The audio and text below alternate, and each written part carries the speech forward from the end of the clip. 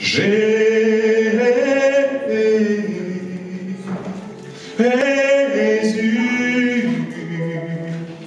tu as les paroles de la vie, à qui irions-nous? Si tu connais ce chant, chante avec moi. Jésus,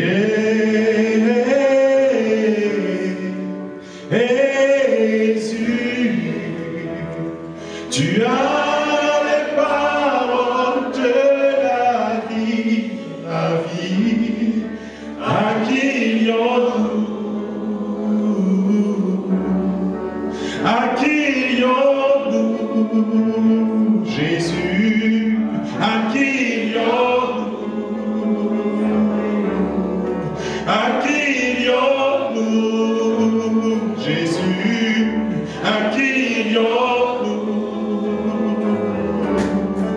À qui irions-nous? Yahweh, à qui irions-nous? À qui irions-nous? Jésus, à qui irions-nous? À qui irions-nous? Jésus, à qui irions-nous? À qui? Tu es l'alpha et l'oméga. Tu es le lion de Judas. Tu es le premier, le dernier. Oh Jésus. Oh Jésus.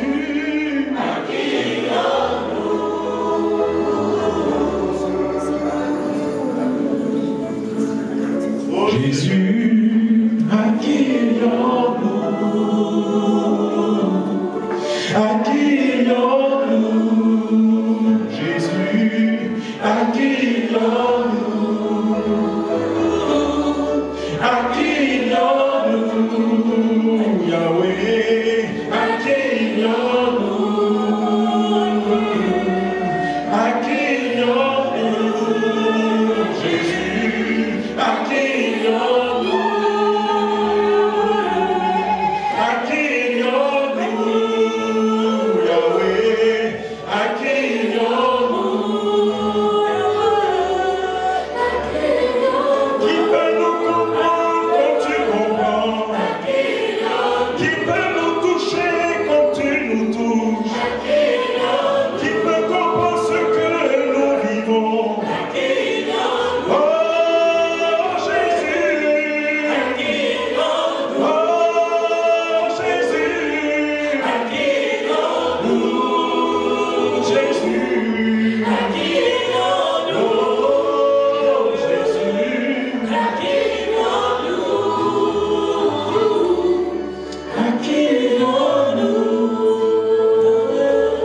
À qui nous bénissons ta sainte présence. Nous t'élevons, Seigneur, nous t'adorons. Viens et prends ta place du roi au milieu de nous. Viens et règne au milieu de nous. Que tu sois vu et que toute autre personne disparaisse. Que tu croisses et que je diminue. Que ton nom soit élevé. Béni sois-tu, Seigneur. Gloire, honneur te reviennent. Jésus.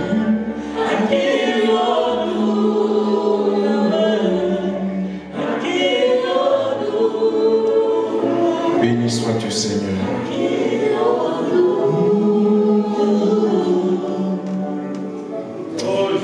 Merci, Seigneur. Est-ce qu'on peut acclamer très fort le nom de Jésus?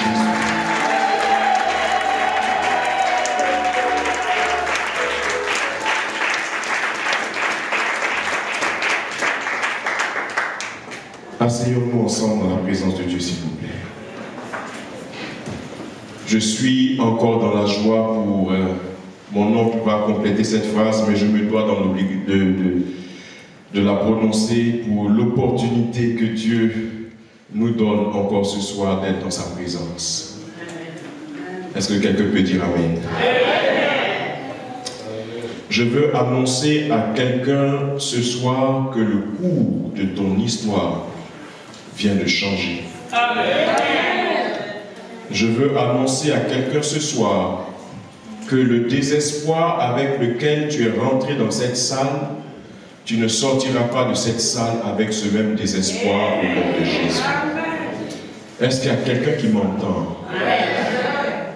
Pendant que nous étions dans l'adoration, j'ai eu une vision de la part du Seigneur et j'ai vu ce lieu qui était rempli de nuages, des nuages sombres, mais plus nous avancions dans l'adoration, la lumière de Dieu a commencé à se faire voir et les ténèbres ont commencé à reculer au point où tout ce lieu était rempli de la gloire de Dieu. Je ne dis pas ces choses dans la quête de vos émotions, je ne dis pas ces choses dans la quête de vos réactions, mais je dis ces choses afin de ne pas porter le sang de quelqu'un sur mes mains, parce que c'est aussi une responsabilité de donner le message du Seigneur. Et je veux apporter une parole de réconfort au couple pastoral qui nous reçoit. La tempête a soufflé, vous avez crié et votre Dieu vous a entendu. Je dis, votre Dieu vous a entendu. De la même manière qu'il a dit à la tempête de se taire. De cette même manière, le Saint-Esprit dit à cette tempête dans cette église qui nous reçoit de se taire et de se taire à jamais.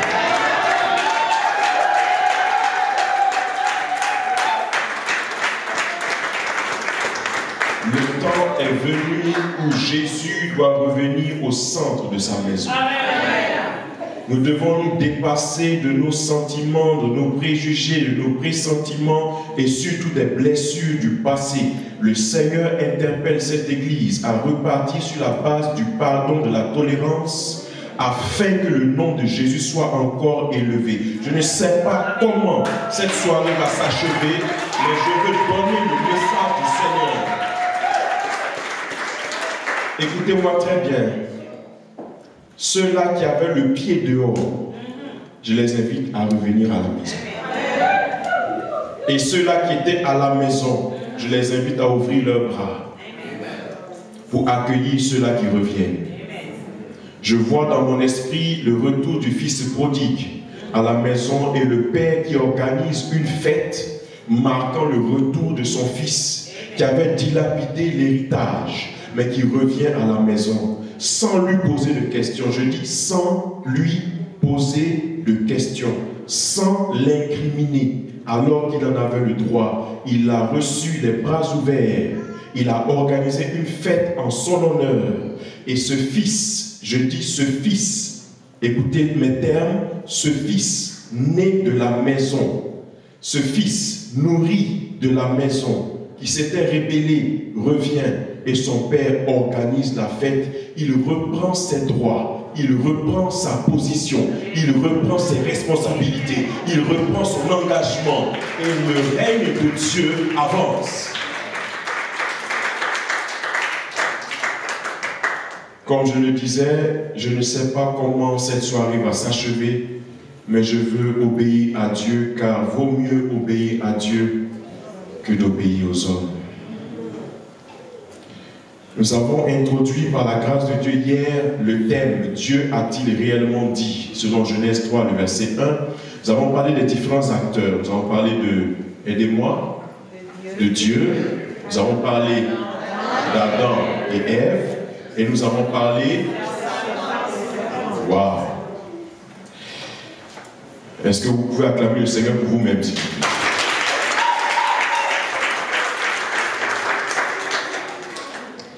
J'ai une question. Qui peut parler sans respirer? Qui peut parler sans expirer? J'attends une réponse. Ça n'existe pas. Et donc, quand Dieu parle, sa parole est accompagnée de son souffle. Est-ce que ça va? Or, le souffle de Dieu étant son esprit, nous comprendrons pourquoi est-ce que le serpent, en réalité, n'a pas attaqué Ève. Il n'a pas attaqué Adam. Il a attaqué la parole que Dieu a donnée à Adam. Est-ce que nous sommes là? Pour cette deuxième séance, j'aimerais bien parler de l'importance de la parole.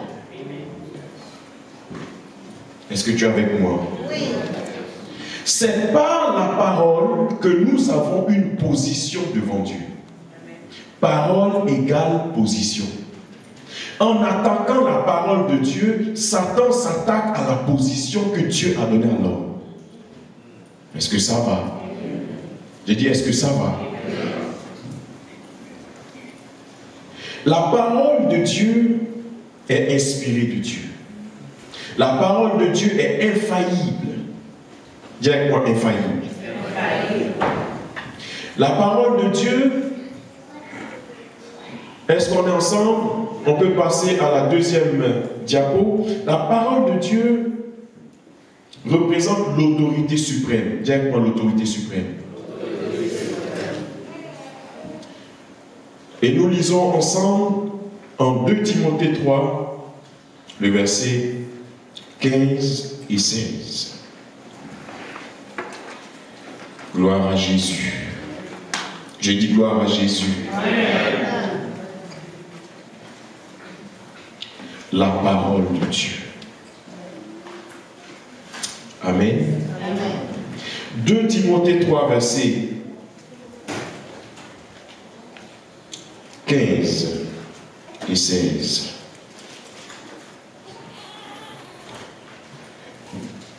Je dirais le verset 15. 1, 2 et 3.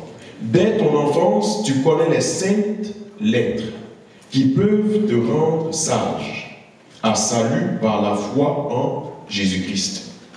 Toute écriture est inspirée de Dieu et utile pour enseigner, pour convaincre, pour corriger, pour instruire dans la justice. Donc la parole de Dieu a un but. Dis avec moi, un but.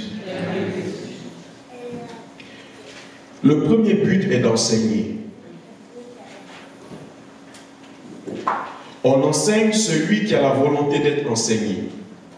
Il est impossible d'enseigner quelqu'un qui refuse d'enseigner. Et donc, quand je me trouve par rapport à la parole, je me trouve dans la position d'un étudiant. Est-ce que ça va? J'ai un professeur, la parole de Dieu. J'ai ici le code de conduite. Difficile à quelqu'un d'apprendre à conduire s'il vient avec ses propres lois de la circulation.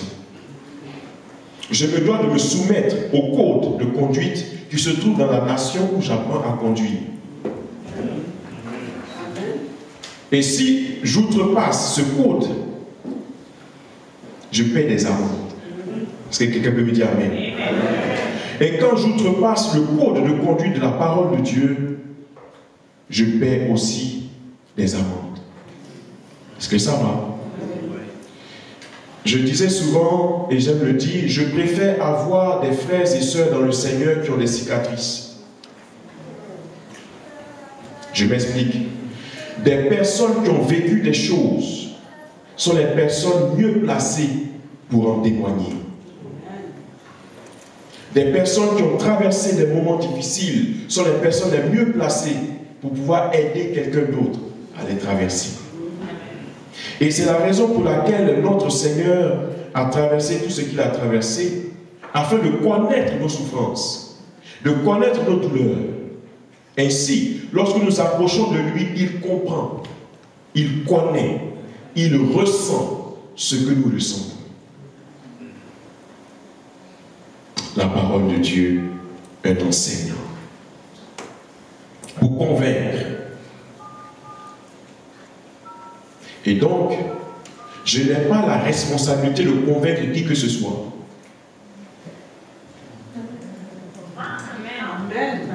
Le rôle que j'ai, c'est de prêcher, d'annoncer la parole. Le Saint-Esprit qui a inspiré la parole est responsable de convaincre tout un chacun, et moi-même en premier, de péché, de justice et de jugement. Parce que nous nous sommes érigés en juges les uns des autres, nous avons fermé le cœur de certains à la repentance. Est-ce que ça va? Laissons l'Esprit de Dieu travailler. Aimons-nous les uns les autres. Je dis aimons-nous les uns les autres. Le seul moyen de transformation que Dieu a utilisé pour toi et moi, c'est bel et bien l'amour. Car nous étions tous perdus. Chacun marchait selon sa propre voie. Il a fait retomber sur lui l'iniquité de nous tous.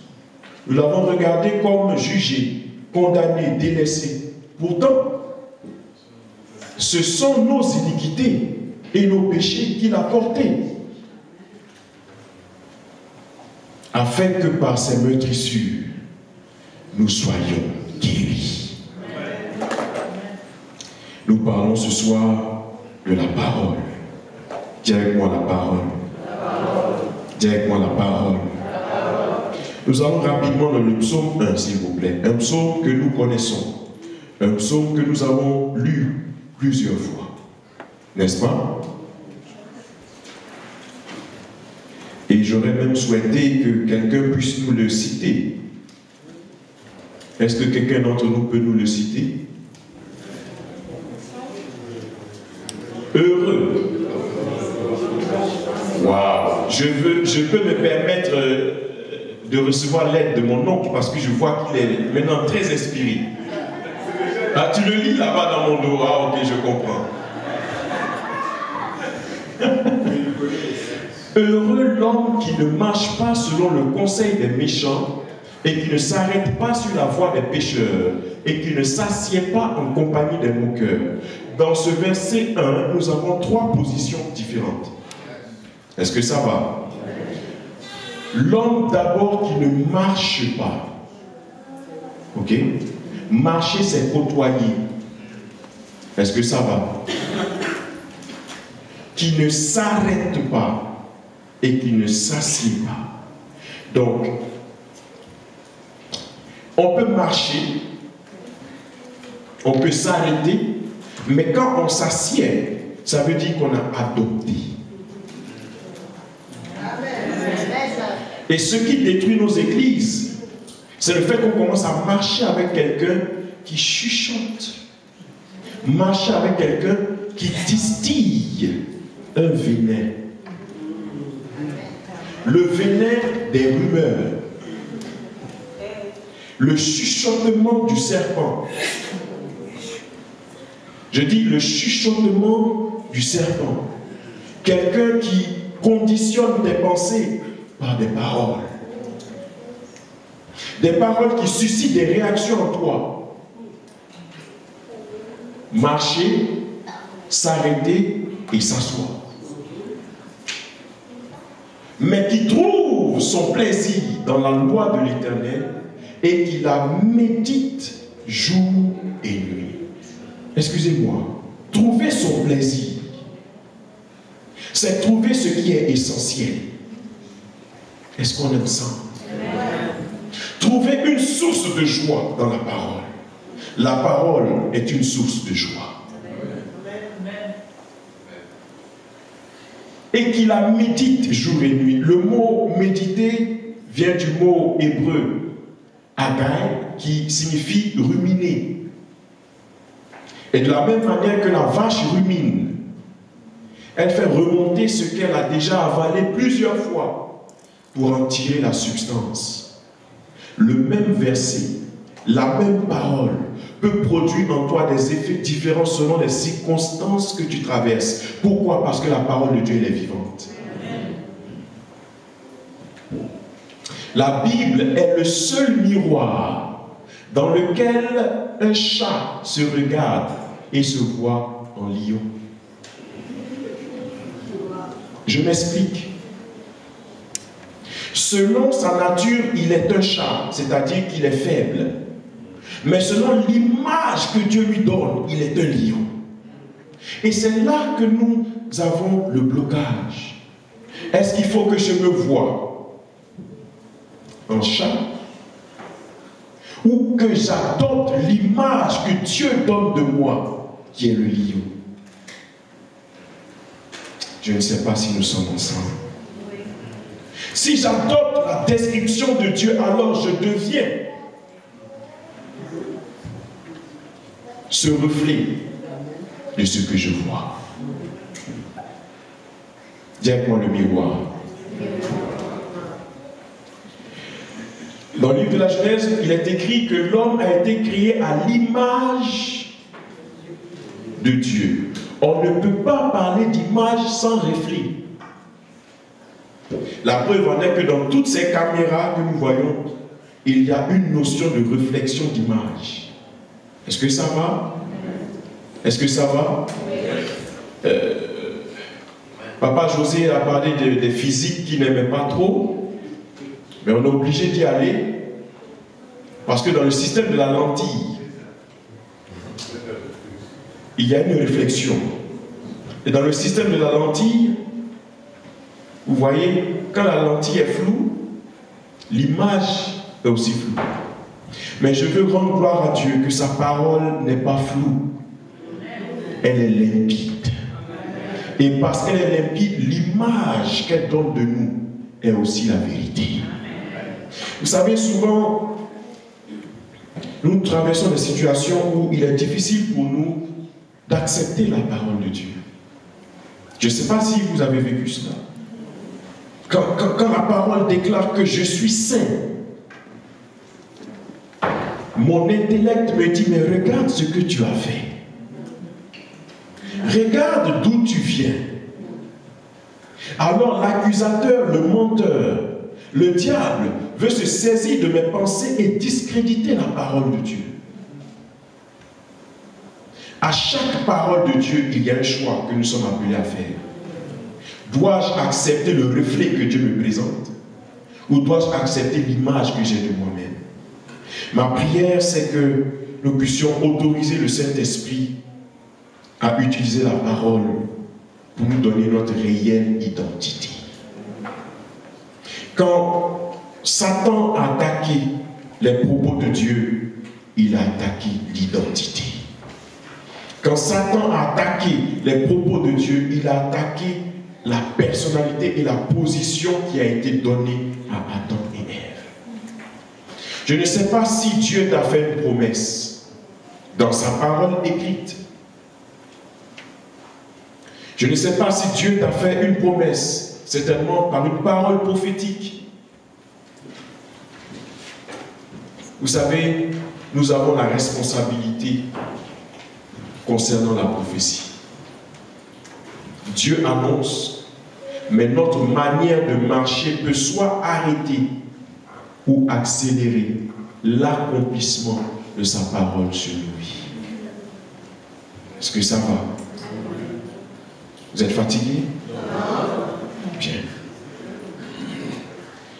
La parole est créatrice. Nous revenons à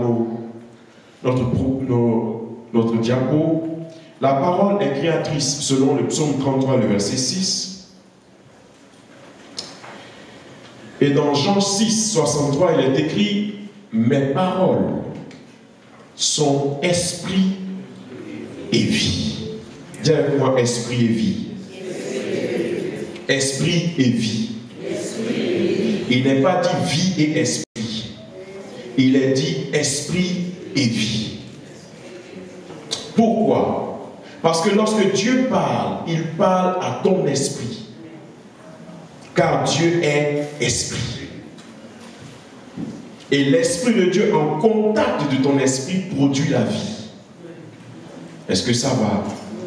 Le jour où toi et moi nous avons accepté le Seigneur, nous sommes nés de nouveau. C'est notre esprit qui est né de nouveau. Est-ce que ça va? Mais pendant que l'esprit est né de nouveau, l'âme n'est pas née de nouveau. Je m'explique. L'âme reste avec sa nature. Amen. Il y a donc un processus de transformation de l'âme que seule la parole de Dieu peut produire. C'est la raison pour laquelle des gens qui ont passé des années dans l'église, qui n'ont pas de contact avec la parole, sont restés intacts. Et on se pose la question, comment a-t-il passé autant d'années dans l'église sans être transformé? Romains 12, le verset 2. Que nous dit-il? Je vous exhorte donc, frères, par les compassions de Christ, à offrir vos corps comme un sacrifice vivant, saint, agréable à Dieu, ce qui sera de votre part un culte raisonnable, afin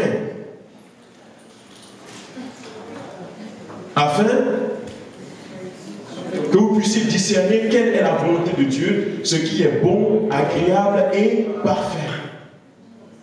La parole de Dieu a le pouvoir de transformer et d'affecter notre âme. Dans l'âme se trouvent les émotions, la volonté et la personnalité. Jean 1, le verset 12. Aidez-moi à tous ceux crus ou reçus. À tous ceux qui l'ont reçu et qui ont cru en lui, il leur a donné le pouvoir de devenir enfants de Dieu. Est-ce que tu peux dire avec moi le pouvoir de devenir? Le pouvoir de devenir. Tout ce que Dieu t'a dit se trouve dans le fait de recevoir et de croire. Non, excusez-moi. Si Dieu t'a dit quelque chose, il faut le recevoir et il faut y croire. C'est ta part. C'est notre part. Recevoir et croire. C'est là que notre part s'arrête. Et la part de Dieu, c'est d'activer en nous le pouvoir de devenir. Le pouvoir de devenir tout ce que Dieu t'a dit repose sur ta responsabilité de recevoir et de croire. Et je dis que lorsque nous recevons et nous croyons, nous agissons.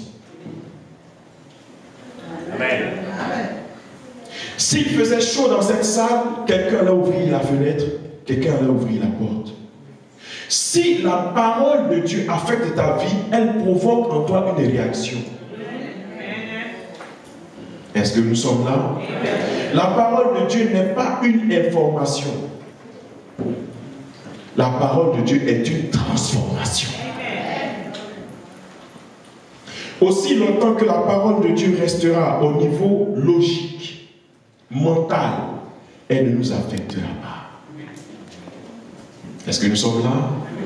Celui qui regarde la parole de Dieu comme un livre philosophique pourra débattre des débats philosophiques sans transformation. La parole de Dieu est un miroir. Et nous lisons en 2 Corinthiens 3, le verset 18, s'il vous plaît. Donc, 2 Corinthiens 3, le verset 18. Nous tous, dont le visage découvert reflète la gloire du Seigneur, nous sommes transformés en la même image. En la même image. Nous sommes transformés en la même image de gloire en gloire par l'Esprit du Seigneur.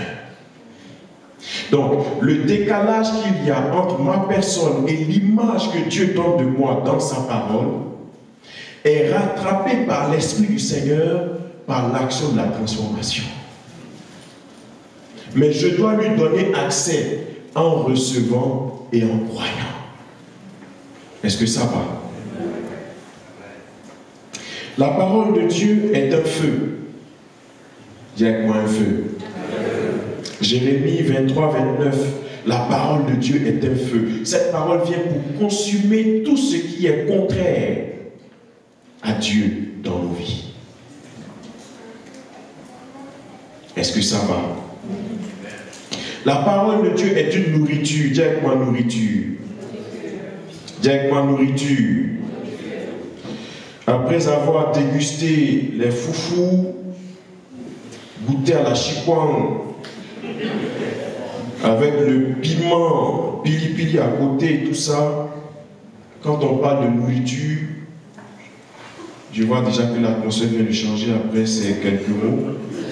Est-ce que vous avez faim? Non. En réalité, si nous sommes nés de Dieu, nous nourrir des choses de Dieu doit être naturel. On ne doit pas nous poursuivre pour méditer. On ne doit pas nous poursuivre pour prier. On ne doit pas nous poursuivre pour l'adorer. Parce qu'un nouveau-né, par intuition naturelle, n'a pas besoin qu'on lui prêche qu'il doit t'aider. Même les yeux fermés, le bébé a le réflexe de chercher le sein maternel. Si les choses de la nature nous enseignent, à combien plus forte raison les choses spirituelles? Si nous sommes nés de Dieu, la présence de Dieu, sans la présence de Dieu, nous devons être malades. On ne doit pas nous motiver à le louer. On ne doit pas nous motiver à l'adorer. On ne doit pas nous motiver à nous nourrir. Est-ce que ça va? Est-ce que ça va? Celui qui est né de Dieu doit chercher à se nourrir des choses de Dieu. Matthieu 4, 4.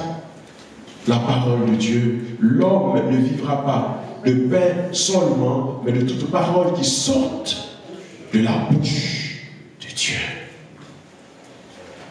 Si on devait prendre des photos spirituelles de notre état, je ne sais pas si vous vous souvenez encore de nos livres de biologie à l'école primaire, où on parle du kwashiorkor, des enfants qui sont mal nourris, avec des ventres ballonnés. Je pense que la plupart d'entre nous auraient cet aspect. Et là, personne ne dit Amen, mais je peux dire Amen. Parce qu'il y a de la malnutrition spirituelle. Des gens qui sont nés de Dieu, qui devaient grandir dans les choses de Dieu, qui sont encore au lait. Si votre enfant est barbu et il a encore un biberon en main, il y a problème. Malheureusement, dans l'église aujourd'hui, nous avons des barbus avec des biberons en main.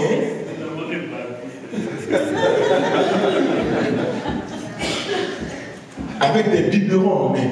Au fait, le niveau de la parole auquel ils sont restés, ils devaient manger maintenant des choses solides, mais sont restés à un niveau enfantin. Le temps est de revenir à la parole et recevoir la nourriture solide qui peut nous faire asseoir. Dis avec moi, asseoir. Le psaume 23, celui-là nous le connaissons par cœur. L'Éternel est mon berger. Je ne manquerai, aidez-moi s'il vous plaît. Il me fait reposer dans de verts pâturages. Il restaure mon âme. Dans la restauration, il y a la nourriture. Quelqu'un peut dire Amen. C'est la parole de Dieu qui restaure notre âme. Et c'est une herbe fraîche. Ce n'est pas une herbe du jour passé. Chaque jour a sa nourriture. Et j'aime cette image dans l'Ancien Testament de la manne quotidienne. La manne ne devait pas être conservée pour le lendemain. La manne devait être la manne du jour. Le pain du jour. La dispensation du jour. la nourriture du jour. Tu ne peux pas vivre sur un plat réchauffé. J'espérais que quelqu'un puisse me dire Amen, mais je dis Amen à cela. Psaume 119, verset 97. Il est quelque part ici. Combien j'aime ta loi. Elle est tout le jour l'objet de ma méditation. Tout le jour. Et c'est tellement bien placé. Cette parole est aussi, selon le psaume 119, le verset 105, une lampe à nos pieds et une lumière sur notre sentier. J'aime ce verset parce que la lampe ne peut pas montrer l'horizon. La lampe te montre ta position. Et à partir de ta position, la lumière va maintenant éclairer ton sentier. Dieu veut d'abord que tu prennes conscience de ta position en lui. L'état dans lequel tu es. Quand tu reconnais ton état, alors il peut te montrer le sentier qu'il veut que tu empruntes. Et ce sentier, c'est le sentier de ta destinée. C'est le sentier de tout ce qu'il a prévu pour toi. Il n'a seulement que des projets de bonheur afin de te donner un avenir et de l'espérance. Une lampe à nos pieds et une lumière sur notre sentier. Est-ce que quelqu'un peut dire Amen à cela?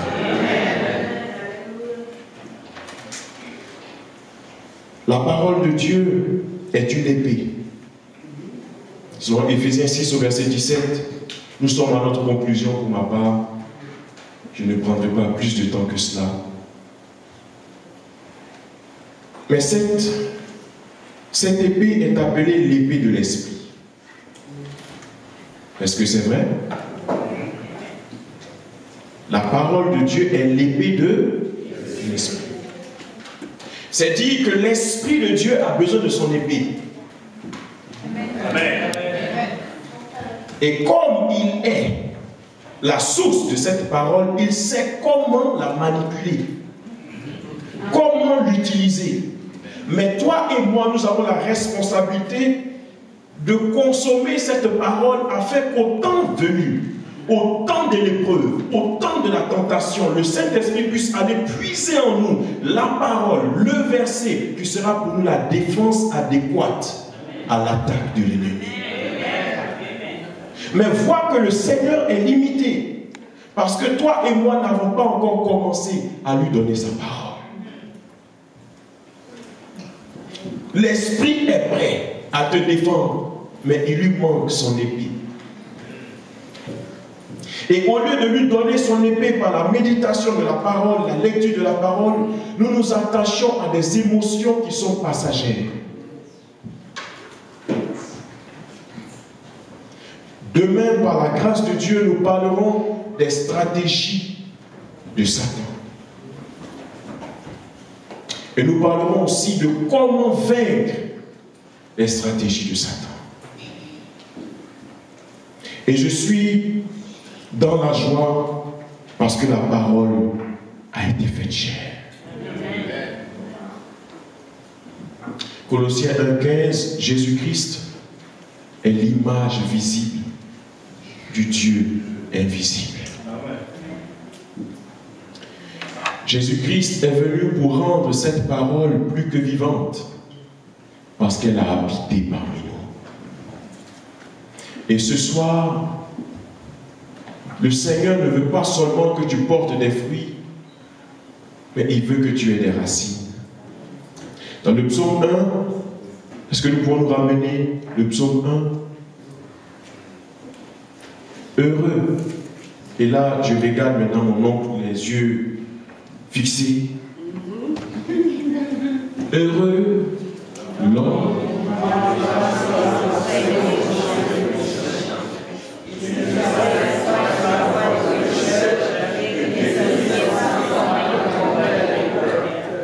Mais qui trouve son plaisir dans la loi de l'Éternel et qui la médite jour et nuit. Il est comme, excusez-moi, il est comme un arbre planté près d'un courant d'eau. Et je veux qu'on s'arrête là. Il n'est pas un arbre sauvage, mais il est un arbre planté. C'est-à-dire que quelqu'un l'a planté. Dieu l'a planté. Le jour où tu as donné ta vie au Seigneur, tu as été planté. Mais cet arbre a besoin de racines. Et par ces racines, il reçoit les nutriments dont il a besoin pour grandir. Par ses racines, il reçoit tout ce dont il a besoin pour son épanouissement. Et cet arbre qui donne son fruit en sa saison.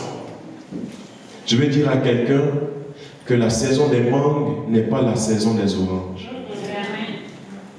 Et si l'oranger se fâche parce que le manguier a produit avant lui, ça ne changera pas sa saison. Apprenons donc à nous réjouir de la saison des autres afin qu'ils puissent se réjouir dans notre saison. Est-ce que quelqu'un peut dire amen?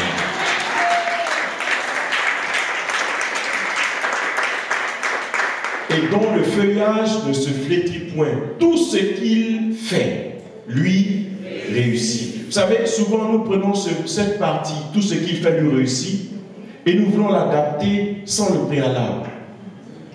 Il faut être planté, il faut être enraciné. Amen. Il faut puiser avant de porter du fruit. Oh. Il n'en est pas ainsi des méchants, ils sont comme la paille que le vent dissipe. C'est pourquoi, aidez-moi.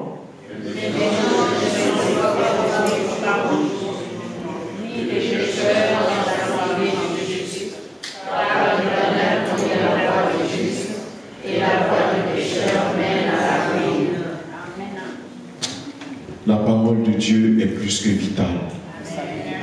Je dis la parole de Dieu est plus que vitale. Les prophéties passeront. Les paroles de connaissance passeront. Mais la parole de Dieu ne passera pas.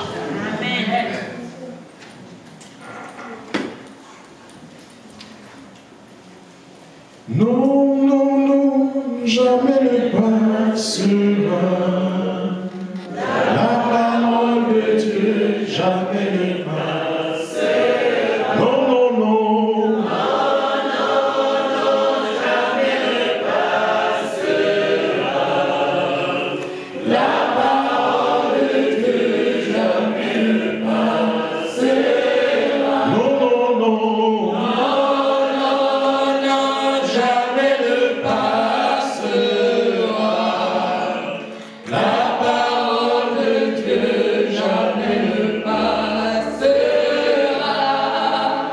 Si tu es menteur, c'est toi qui passeras. La parole de Dieu jamais ne passera. Non, non, non. Non,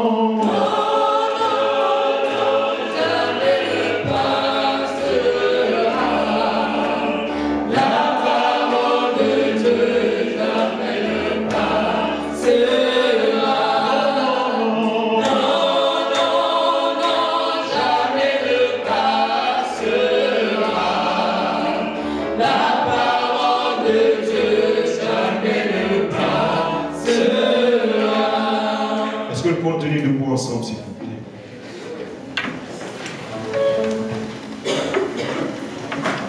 Si tu avais des difficultés à méditer la parole de Dieu, si